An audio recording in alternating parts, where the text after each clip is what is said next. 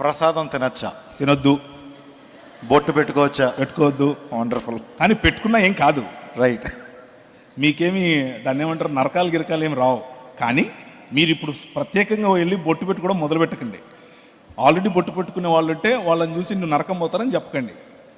అందరినీ యాక్సెప్ట్ చేయండి, మనుషులుగా ఉందాం. బొట్టు పెట్టుకోవద్దని చెప్పారు కదా, వివాహ సమయంలో ఎందుకు బొట్టు ప్రేమిస్తున్నారు? వివాహ సమయంలో ఎందుకు బొట్టు ప్రేమిస్తున్నారు, ఎందుకు పెట్టుకుంటున్నారు? ఓకే, బొట్టు వెనుకలు ఉన్న సిద్ధాంతం, హైందవ సిద్ధాంతంలో బొట్టు వెనుక చాలా కథ ఉంది.